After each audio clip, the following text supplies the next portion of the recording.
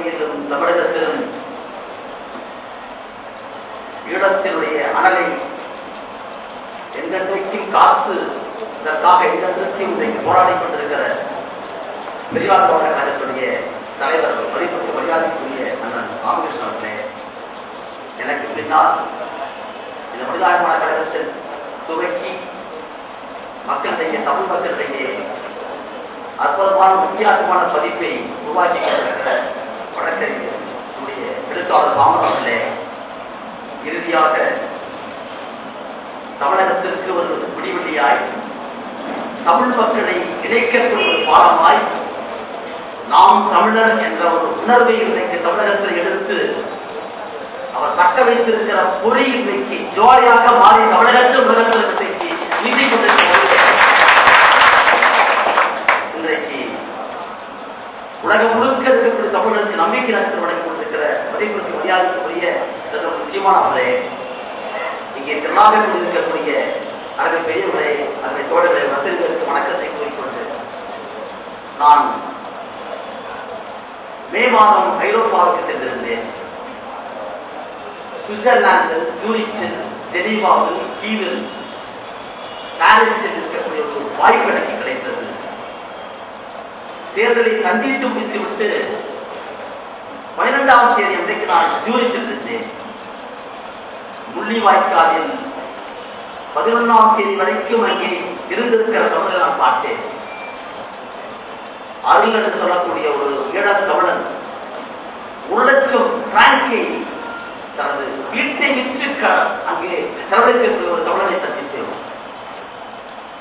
விடுதலை புலிகளோடு நெருங்கி உருவாடி இருக்கக்கூடிய மிக முக்கியமான துறை சந்திக்கக்கூடிய வாய்ப்பை எனக்கு நம்முடைய நாம் தமிழர் இயக்கத்தின் சார்பாகவும் கலையரசு அவர்களும் நான் குளத்தூரில் எனக்கு ஏற்படுத்தி கொடுத்தார்கள். அவர்களோடு நான் கலந்து பேசியிருக்கிற போது தேர்தல் முடிந்திருக்கிற காலம் அது. ரவி பெர்னாண்டோவோடு ஒரு பேட்டியிலே இன்றைக்கு இருக்கிற முதலமைச்சர் ஜெயலலிதாவை கலந்து பேசுகிற போது, உங்களை உலக தமிழர்கள் எதிர்பார்த்து காத்துக் கொண்டிருக்கிறார்கள். ஈழத்தில் இழந்திருக்கிற உரிமைகளுக்கு, நடந்திருக்கிற பருமைகளுக்கு நீங்கள் என்ன சொல்ல போகிறீர்கள் என்பதை உலகம் கேட்டுக் கொண்டிருக்கிற இந்த செய்தியை நான் அமர்ந்து கொண்டு பார்த்துக் கொண்டிருந்தேன். தேர்தல் காலத்தில் நான் சொன்ன வாக்குறுதியை நிறைவேற்றியே ஈழத்தவருடைய படுகொலைகளுக்கு, இனப்படுகொலைக்கு நிச்சயமாக நான் தாங்கியிருக்கிற அரசு நிச்சயமாக அதற்கு உரிய விலை கொடுக்கப்பட்டு சொன்னார்கள். அதற்கு பின்னால் தமிழகத்திற்கு வந்த போது இலங்கைக்கு பொருளாதார தடை விதிக்கப்படும் என்ற ஒரு தீர்மானத்தை நிறைவேற்றி உலக தமிழர்களுக்கு நாதியற்றவர்களான தமிழர்கள் ஐநா மன்றத்தில் ஜெனீவாவில் ஐநாவுடைய அங்கு இருக்கக்கூடிய மனித உரிமை குழுவில் ஆணையத்தில் தமிழனுக்காக பேசுவதற்கு ஒரு குழு கிடையாது. நாதியற்றவரால் நாங்கள் நிகழ்ச்சது வழிகுண்டா நாங்கள் சீமானத்தை சொல்லுங்க. நீங்க காங்கிரஸை தமிழகத்திலே கருவெடுத்து விட்டீர்கள். ஆனாலும் கூட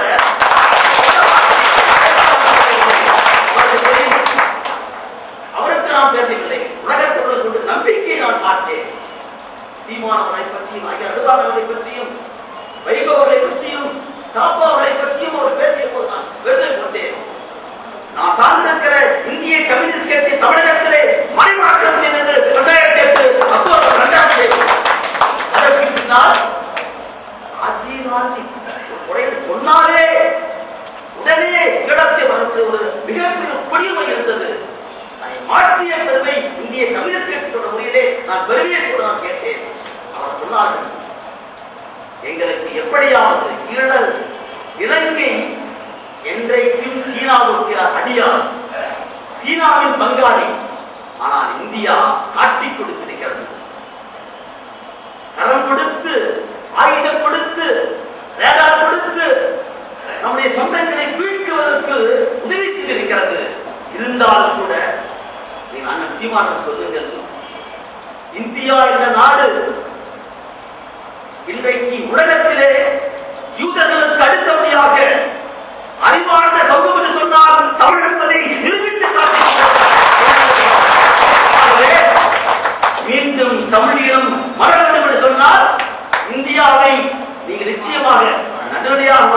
மாற்றி காட்ட வேண்டும் என்று சொன்னாங்க. அதற்காக சொல்லு சொன்னாங்க. சொன்னதுடைய அர்த்தத்தை என்னால் அப்போது புரிந்து கொள்ள முடியவில்லை. உலகம் முழுக்க நான் புரிவதை பார்த்த பிறகு ஜூன் மாதம் இங்கு வந்து சேர்கின்றேன். என்னுடைய வழக்கறிஞர் ஆனந்தும் நான் கலையரசு அவர்களோடு சேர்ந்து கொண்டு வேலூர் சிலைக்கு போகின்றோம். அற்புதமான ஒரு இளைஞர்களை நான் செய்திருக்கிற மிகப்பெரிய தவறு, 2000 ஆண்டிலே இதே கோவையிலே ஒரு காவலர் செல்வராஜ் கொலை செய்யப்பட்டதற்காக கோவையை சூறையாடினார்கள் இருக்கிற இந்துத்துவவாதிகள், இருக்கிற காவல்துறை.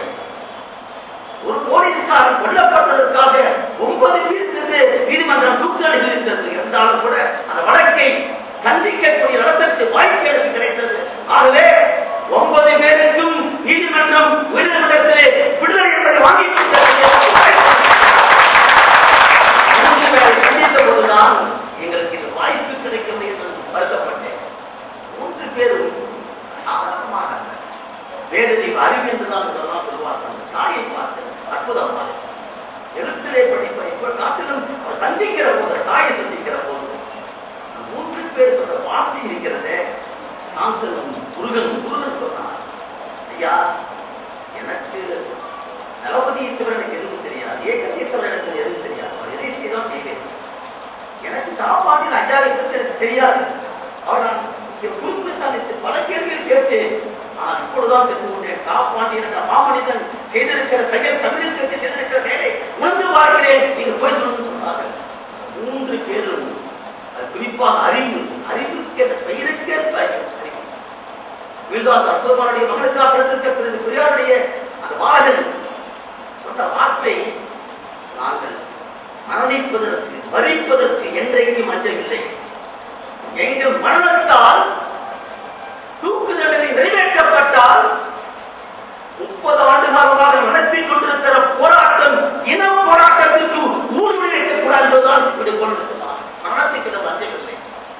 பகத்சிங்கை போல், ராஜகுருவை போல், சுகதேவை போல பார்க்கக்கூடிய வாய்ப்பு கிடைத்தது. நமக்கு சொன்னார்கள், நடத்தி கொண்டிருக்கிற இன போராட்டம், விடுதலை போராட்டம், தேச விடுதலை போராட்டத்திற்கு ஊனமிடக்கூடாது என்பதற்காகத்தான் நாம் இவரை அழைத்திருக்கிறோம். சீமானவர்களை தொடர்ந்து நீங்கள் தமிழகம் முழுக்க இருக்கிற வழக்கங்களை திரட்டுங்கள் என்று சொன்னார்கள். நான் வந்த பின்னால் அதை பற்றி இவர்கள் முழுக்க படித்தேன். இந்த 3 பேருக்கு தரக்கூடிய மரண தண்டனை என்று சொல்லக்கூடிய தூக்கு தண்டனைக்கு தூக்கு தண்டனை என்று சொல்கிறார் வி.ஆர். கிருஷ்ணய்யர். மரண தண்டனை நாகரிகத்திற்கு இழுக்கு என்கிறோம். ஒரு நாகரிக சமூகத்தில் அரசு ஒருவனை கொலை செய்வதை ஏற்றுக்கொள்ள முடியாது என்பது எல்லாம் ஏற்றுக்கொண்டிருக்கிற ஒன்று. ஜனநாயகம், குடியரசு, சுதந்திரம் என்பது உண்மை என்று சொன்னால், அன்றைய காலத்தில் அரசர்கள் வாழ்ந்த காலத்தில், நாட்டு பிராணிகளாக இருந்த காலத்தில் ஒருவனை வெட்டுவதும் கொள்ளுவதும் நியாயமாக இருந்திருக்கலாம். ஜனநாயகத்தில் ஒரு குடியரசில் கொலையை அரசு செய்தால் அதுவும் கொலைதான் உலகம் ஏற்றுக்கொண்டிருக்கிற ஒன்று. அதற்குள் நான் இங்கே செல்லவில்லை. இந்த 3 பேருக்கு தரப்பட்டிருக்கிற தீர்ப்பை பற்றிய சில விவரத்தை பற்றி நான் பதிவு செய்து விடைபெற விரும்புகின்றேன். இந்த 3 பேரில் வழக்கை ஆய்ந்து படித்துவிட்டு குறைய நாட்கள் உண்மை படைக்கிறேன், இதையெல்லாம் வைத்து பேசினோம். சமீபத்தில் எங்குமே போக வேண்டாம். ரகோத்மன் இந்த வழக்கினுடைய சீஃப் இன்வெஸ்டிகேட்டிங் ஆபீசர், மத்திய சிபிஐனுடைய உண்மையான புலனாய்வு அதிகாரி, இயக்குனர் தான் கார்த்திகேயன். ரகோத்மன் எழுதியிருக்கிற புத்தகம் இப்படி படித்திருக்கிறது. தயவு செய்து இருக்கிற அறிஞர் பெருமக்கள் கட்டாயம் படித்து பாருங்கள். ரகோத்மனுடைய அந்த புத்தகத்திற்கு உண்மைகளை வெளியிட்டிருக்கிறார். 21/5/2011 ஜனசக்தி பத்திரிகையிலே டாப் பாண்டியன் ஒரு கட்டுரை எழுதியிருக்கின்றார். ராஜீவ் காந்தியுடைய கொலை வழக்கில் மீண்டும் மறு புலன் விசாரணை வேண்டும் கேட்டிருக்கிறார். யார் அந்த டாப் பாண்டியன்? இன்றைக்கு இந்திய கம்யூனிஸ்ட் கட்சியுடைய மாநில செயலாளர். அன்றைக்கு ராஜீவ் காந்தியோடு அவருடைய பேச்சை ஒளிபரப்பதற்காக உடன் சென்று ஸ்ரீபெரும்புதூரிலே 6 அடி பின்னால் வந்த காரணத்தினால் ஈடுபடுத்தார். இன்றைக்கும் குண்டுகளோடு ரத்தம் செய்வா வாழ்ந்து கொண்டிருக்கிற சாட்சியாக இருக்கக்கூடியவர். அவருடைய கட்டுரையை நான் மீண்டும் எடுத்து படித்து பார்த்தேன். அன்றைக்கு அவர் கூறியிருக்கிறார், ராஜ்ஜிய கொலை வழக்கில் மீண்டும் ஒரு குழந்தை சாதனை வேண்டும் என்று கண்ணுற்ற சாட்சி பெற்றுள்ள காயமுற்றிருக்கிற சாட்சியான பாண்டியே ஏன் மூன்று பேருக்கும் தூக்கு தண்டனை ஏன் நிறுத்தப்பட வேண்டும் என்ற கோரிக்கைக்கு நாம் தமிழர் என்பதிலே கேட்பதற்கு அர்த்தம் உண்டு. அதற்கு அடுத்தபடியாக மனிதன் மானுடம் மனிதாபிமானம் என்ற கேள்வியோடு சேர்த்து பாருங்கள். சந்தர சுவாமிகள், சுப்பிரமணிய சுவாமிகள், சிதம்பரம் உட்பட இந்த வழக்கிலே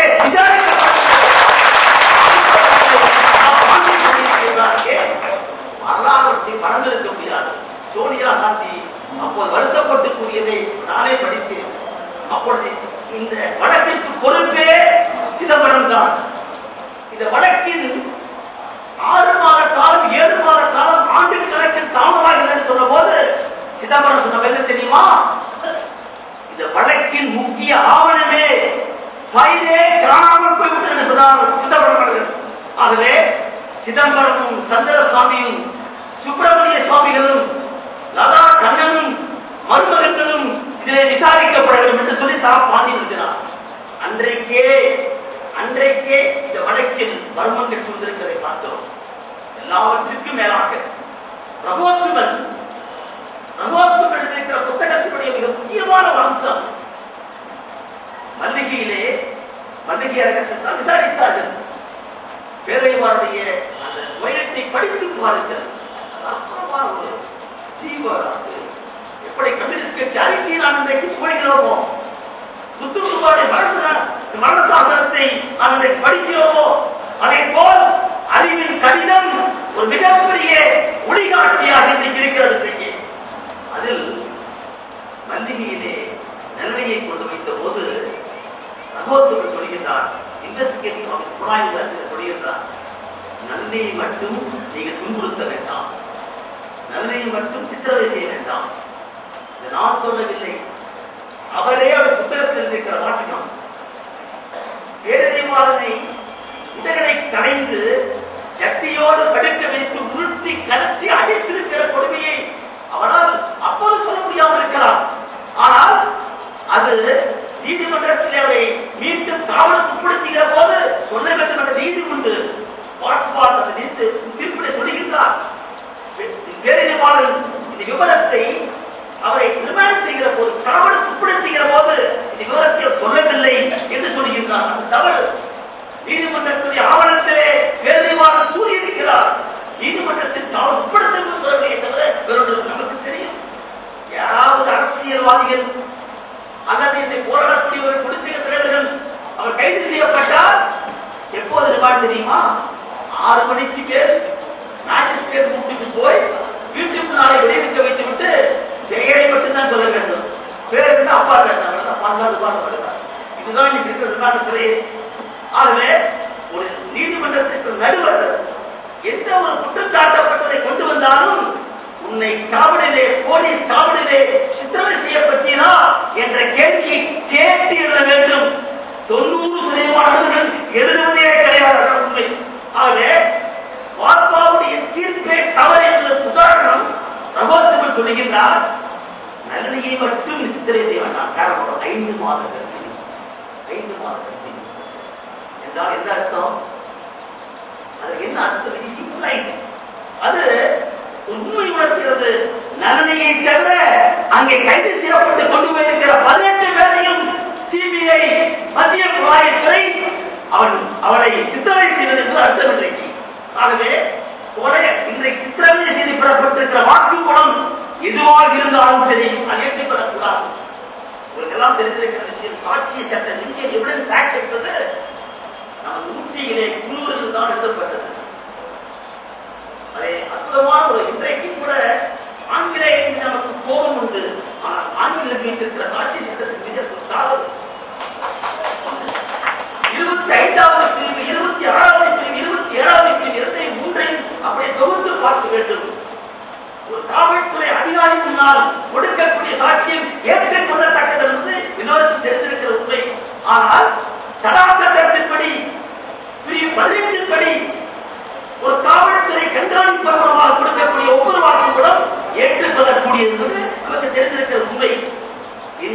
வந்திருக்கிற உண்மை. ரகோத்தமனுடைய புத்தகத்திலே நளினியை தவிர கர்ப்பமாகி 5 மாத கர்ப்பமாக காரணத்தினால் அவரை சித்திரவதை செய்ய வேண்டாம் என்று நான் சொன்னேன் என்பதிலிருந்து வேதனையும் அவரை சார்ந்திருக்கிற அத்தனை பேரையும் சித்திரவதைக்கு உள்ளாக்கித்தான் ஒப்புவாக்கப்படப்பட்டிருப்பது வெளியாக இருக்கிறது.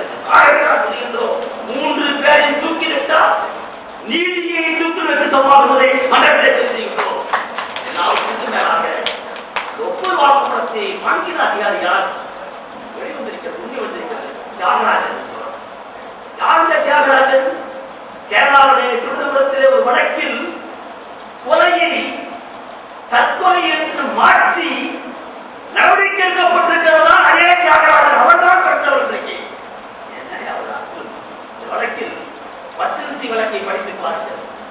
தூக்கு தண்டனையை பற்றி அரசியல் சாஸ்திரத்துடைய கான்ஸ்டிடியூஷனல் பெஞ்ச் கொடுத்திருக்கிற 2 முக்கிய தீர்ப்புகள் பச்சரிசி வழக்கு ஒன்று, பச்சரிசி வழக்கு ஒன்று. பச்சரிசி வழக்கிலே அரசியல் சாசன பெஞ்ச் கூறுகிறது, மனிதர்களுடைய சாட்சியம் தான் இன்றைக்கு எடுத்துக் கொள்ளப்படுகிறது. சப்ஸ்டான்சியல் எவிடன்ஸ் சொல்லுவாங்க. நிரூபண சாட்சி ஒன்று, நேரடி சாட்சி. ஒரு கொலையை பார்த்தவன் நேரடி சாட்சி. எல்லா பொருளுக்கும் சாட்சியம் தேவையில்லை. சுருளை சாட்சிகளையும் நீதிமன்றம் ஏற்றுக்கொள்ளும். அது ஒரு சங்கிலியை கோர்த்திருக்க வேண்டும். இவனை தவிர யாரும் செய்யவே இருக்க முடியாத சூழ்நிலை சாட்சி இருக்க வேண்டும். இந்த 2ஐயும் தான் நீதிமன்றம் பார்க்கிறது. தான் சப்ஸ்டான்சியல் எவிடன்ஸ். ஆனால் இவர் வழக்கிலே சாட்டப்பட்ட குற்றச்சாட்டு 302 முதலிடத்திற்கு 120 கொலை செய்வதற்கான ஒரு குற்றமுறு சதி. அவர் நேரடியாக சம்பந்தப்பட்டவர்கள் ஒன்று இறந்து விட்டார்கள், கொல்லப்பட்டு விட்டார்கள். இவர்கள் 9 ஓட்டு கொண்டிருக்கிற பேட்டரியை அறிவு வாங்கி கொடுத்தார் என்ற குற்றச்சாட்டு என்பது ஒன்றுதான் அவரை இணைக்கக்கூடிய ஒன்று. அந்த சாட்சியம் என்ன? அவர் கொடுத்திருக்க ஒப்புதல் வாக்குமூலம் தான். ஒப்புதல் வாக்குமூலமே அவரை மிரட்டி, அடித்து, துன்புறுத்தி வாங்கப்பட்டது என்பதை அறிவு எழுத்து மூலமாக அறிவித்திருக்கின்றார்.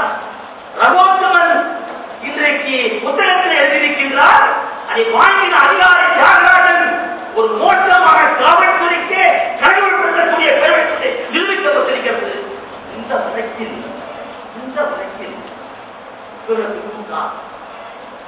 முன்னாலே சொன்னார், ராஜீவ் காந்தியுடைய கொலை வழக்கில் தடா சட்டம் பொருந்தாது என்பதை உச்சநீதிமன்றம் வரையறுத்து கூறியிருக்கிறது. தடா சட்டத்தினுடைய ஒப்புதல் வாக்குமூலம் அந்த சட்டத்தின் பிரிவு மட்டும் என்றார். அதுவே ஒரு முரண்பாடு. வழக்கினுடைய முக்கியமான முரண்பாடு தடா சட்டம் பொருந்தாது, பிரிவு 3 பொருந்தாது. ஆனால் தடா சட்டத்துடைய ஒப்புதல் வாக்குமூலம் போடக்கூடிய பிரிவு மட்டும் போட்டு சொன்னால் எப்படி? அது இந்த வழக்கை அமர்வு நீதிமன்றத்தில் விசாரிக்கிற போது, சிறப்பு நீதிமன்றத்தில் விசாரிக்கிற போது எங்களுக்கு வாய்ப்பு கிடைக்கவில்லை. இதே வாய்ப்பை சட்டப்படி எந்த ஒரு குற்றமும் கொலை குற்றமும் அமர்வுக்கு முன்னால் உயர்நீதிமன்றத்துக்கு போக வேண்டும், ஹைகோர்ட்டுக்கு போகணும். ஹைகோர்ட்டுக்கு போறதுனா மீண்டும் நமக்கு சுப்ரீம் கோர்ட்ல எஸ்எம்பி உண்டு. இதுவே இல்லை. தடா சட்டத்தின்படி சிறப்பு நீதிமன்றம், அதற்கு அடுத்தபடியாக உச்ச நீதிமன்றம் தான். இதுவே இன்றைக்கு சட்டத்திற்கு புறமானது. ஆகவே எந்த மூலையில் எடுத்து பார்த்தாலும் இந்த வழக்கு பொடி பொடியாக ஆக்கப்பட வேண்டிய ஒன்று என்பதை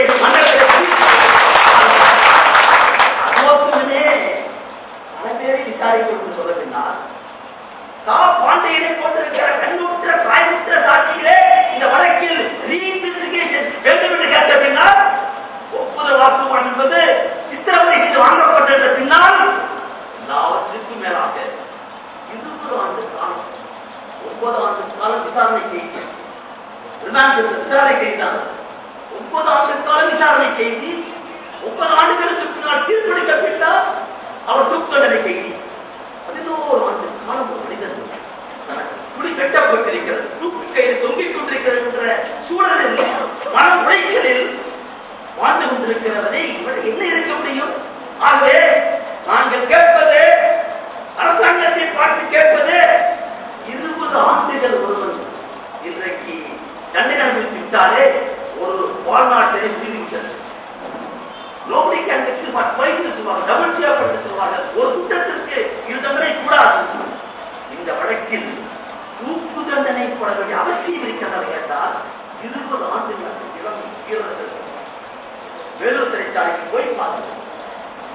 கண்ணதாசன் பாடிய பாடலை படித்திருக்கிறோம், கேட்டிருக்கிறோமா? மாங்குயில் கூவிடும் பூஞ்சோலை அதை மாற்றடைத்திடும் சிறைச்சாலை சொன்னாலே அந்த பாடலுக்கு வருவது சொந்தக்காரராகத்தான் அறிவங்க இருக்கிறார். ராமேஸ்வரம் பேசுறாங்க, அற்புதமான இலக்கியம் பேசுகிற பேச்சு, எழுத்து, ஓவியமும் கட்டுரைகளும் நான் பெருமிதம் கொண்டேன். இந்த மனிதர்களுக்கான வழக்கு நடத்தக்கூடிய வாய்ப்பு என்ன எனக்கும் கைவசத்தின் இல்லையே என்று நாங்கள் வருத்தப்பட்டோம் இன்றைக்கு. ஆகவே இந்த மன்றத்தில் நான் மீண்டும் கேட்கிறேன், உங்களுக்கு எல்லாம் தெரிந்திருக்கிற ஒன்று, மும்பையிலே ஒரு பணி பெண் நர்சாக பணியாற்றியவர் அருணா சொல்லக்கூடிய உதவி காலம் செய்தவர். அந்த பெண்ணை, அழகிய பெண்ணை அடித்து துன்புறுத்துகிறான். அவள் ஏற்பட்ட காயத்தால் உடல் பாதிக்கப்பட்டு அருணா மும்பையிலே இன்றைக்கு வரை 26 ஆண்டுகளுக்கு மேலாக கோமா சென்று படுத்து கிடைக்கிறார்.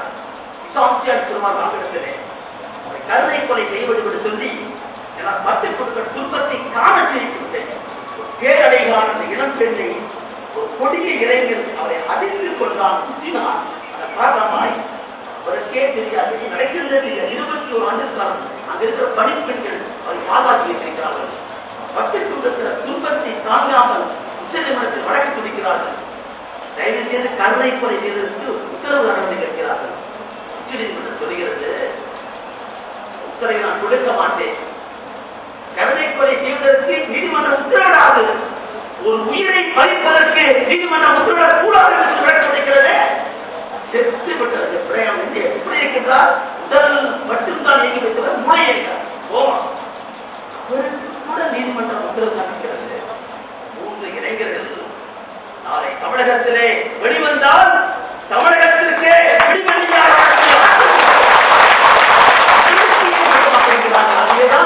நீதிமன்றத்தை நான் நம்பவில்லை. நீதிமன்றம் ஒரு போராடுவதற்கு ஒரு கல்வியை தவிர, ஒரு கடமையை தவிர நீதிமன்றத்தை முற்றாக நம்பவில்லை. இன்றைக்கு மாறாக தமிழகத்திலே ஆட்சி செலுத்திக் கொண்டிருக்கிற அமைச்சர் உங்களை காட்டி கேட்கிறோம். நீங்கள் கட்சி சட்டசபை என்னவென்று தமிழகம் உங்களை அடக்க பார்க்கிறது, அடங்க மறுப்போம் என்று சொன்னீர்களே, உங்களுக்கு ஒரு வாய்ப்பு கிடைத்திருக்கிறது. ஒரு வாய்ப்பு கிடைத்திருக்கிறது. என்ன தெரியுமா? அதிகமாக ஆசைப்படுகிறேன். மீரா குமார் ஒரு அம்மாவை நான் பார்க்கிறேன். சபாநாயகர் புன்சிரிப்பை தவிர என்றைக்கு பார்த்தோம், என்ன உறுப்பினர் சந்தேகப்பட்டாலும் அவர்கள் புன்சிரிப்பு தான். ஆனால் புன்சிரிப்பை விட்டுக் கொண்டிருக்கிற மீரா குமார் முதல் முறையாக கோபம் கொப்பளிக்க வார்த்தைகள் பேசின ஒரு கோபம் முகத்தை நான் கண்டேன். அப்போதுதான் நான் சொன்னேன், அப்போதுதான் நாம் தமிழர் வித்தியாசத்தை தோழர்களே தமிழர் அப்புறம் பேசுகிற தமிழர் சாதி தமிழர் தமிழ் சொல்லுவாங்க. நான் பார்த்தேன், எப்பொழுதுமே சிரிப்பாகவே இருந்து என்ன சண்டப்பட்டாலும் 42 நாள் பாராளுமன்றத்தை நிறைவேற்றார்கள் பிஜேபி. அப்ப கூட அமைதியாக இருந்தாங்க. ஆனால் ஒரு நாள் மட்டும்தான், ஒரே நாள் மட்டும்தான் முகத்திலே ஒப்புளிக்கிற கோபத்தை கட்சியிலே கோடியும் அந்த ஒருவர் உண்டு. போய் பாராடி பேசியதான் சிலர் சாதாரண புதுசீரை இன்னைக்கு அவர் வீடு ஒட்டி கிடந்தாங்க. கோடிக்கு கோடியும் கணேசபுரி அறிவை தோழர் மதிமுக 2 பேருக்கு தான் தெரிந்துவிட்டு இலங்கை இருக்கக்கூடிய பாராளுமன்ற இனப்படுகொலை செய்துவிட்டு சேனல் 4 உலகத்தின் மனசாட்சி முடிக்கிறது. உலகமே அதிர்ந்து இருக்கிறது. கேமரூன் அவன் பார்த்து அதிர்கிறான். ஐரோப்பியா அழுது கொண்டிருக்கிறது. அதை பார்த்தவன் குடிக்கிறான். உங்களுக்கு அறிக்கை விட்டிருக்கிறது. போர் குற்றவாளிகளுக்கான அடித்தளம் இன்றைக்கு வந்தாகிவிட்டது. தமிழகத்திலே ஒரு பொருளாதார தடை இத்தனையும் இருக்கிற போது பாராளுமன்றத்திலே பட்டுக்கம்பளம் போட்டு அவனை கூப்பிடுகிறான். அவனை எதிர்த்து லிங்கமும் கணேசமூர்த்தியும்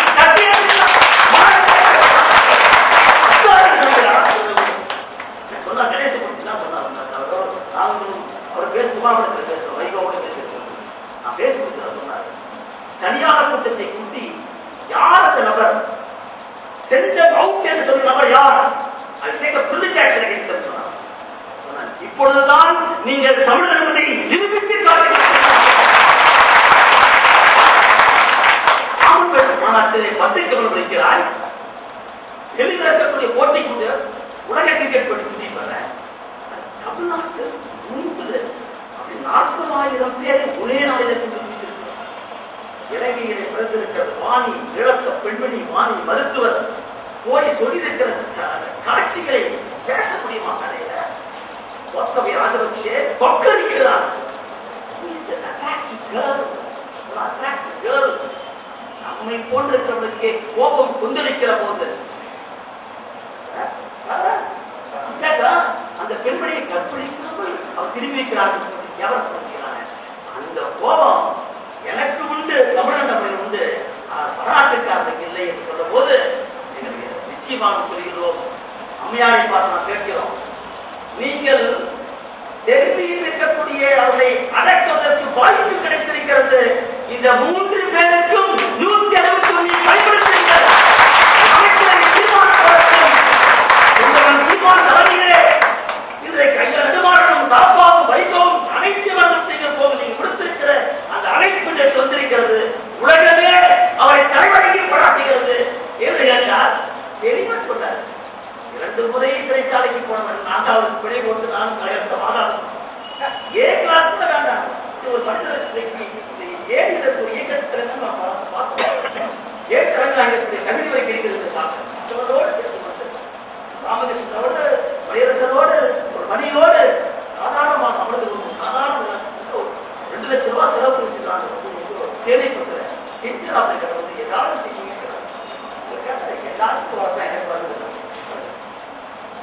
இவர் வேலைகளிலே தமிழ்நாட்டில் இருக்கிற இளைஞர்களை தட்டி எழுப்பிய போது, தமிழகத்தில் ஒரு புதிய தளத்தை உருவாக்கிய போது நாம் தமிழன் காங்கிரஸை கருவறுக்க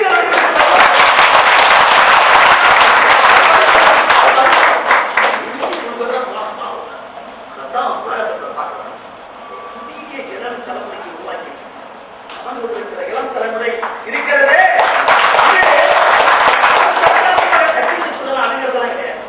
தகவல் தொழில்நுட்பத்தால் நடந்திருக்கிற துறை உலகத்தை கைக்குள் அடக்கி பார்க்கிற விஞ்ஞானத்தை கற்றிருக்கிற படைக்கு ஆகவே இந்த படையோடு இந்த படையை உருவாக்கி இருக்கிற தலைமை பெற்றிருக்கக்கூடிய செந்தவன் சீமானை போட்டிருக்கிறது உருவாக்கி இருக்கிற படையை தான் உலகம் என்று மீந்திருக்கிறது.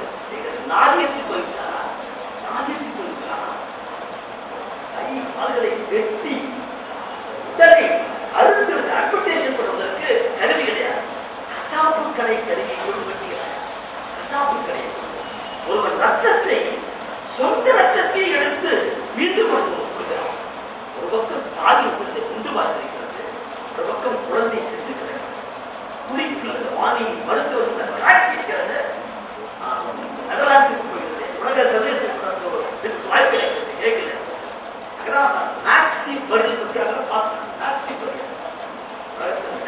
நடத்திருக்கக்கூடிய இனப்படுகொலையை நாம் படித்திருக்கிறோம், கேட்டிருக்கிறோம். ருவாண்டா, செர்பியா, பொசானியா, சூடான் எல்லாம் பார்க்கிறோம். சமகாலத்தில் 18 கிலோமீட்டருக்கு அந்த பக்கம் தமிழன் 7.5 கோடி பேர் காரி உமிழ்ந்து அரசியல் சென்று போவோம்.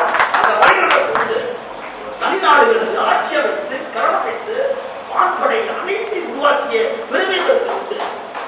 சிங்களவன் தனித்து வந்திருந்தால் அலை 1-2 போல் சிங்களவன் ராஜபக்சே கும்பல் குடிதோண்டி குறைக்கப்பட்டிருக்கிறார். சீனா, பாகிஸ்தான், இஸ்ரேல் உலகம் முழுக்க இருக்கிற நாடுகள் கொண்டு வந்தார் என்று பங்கெடுத்தினால் அதற்கு துரோகம் செய்தது இந்தியா, காட்டிக் கொடுத்தது இந்த ஆட்சி. ஆகவே இன்றைக்கு நாம் கேட்பது இந்த அற்புதமான செய்திகளோடு நாம் வந்தோம். போர் குற்றம் எனக்கு தெரிந்த ஒரு மிக முக்கியமான விஷயம். ஜூலை மாதம் 9ஆம் தேதி உலகத்தில் ஒரு முக்கியமான நிகழ்ச்சி நடந்தது. உலக வரைபடத்தில் ஒரு புதிய நாடு தோன்றியது. அதுதான் தெற்கு சூடான். இனப்புலையை செய்திருக்கக்கூடிய நாட்டுக்கு தான் வாக்குறுதி அளித்து தெற்கு சூடான் 193வது நாடாக உருவாகியது. அப்போது வனத்தில் இருந்த ஒரு ஆளுநர் தெரியுமா, 194வது நாடாக ஈழம் வளர்ந்த நம்பிக்கை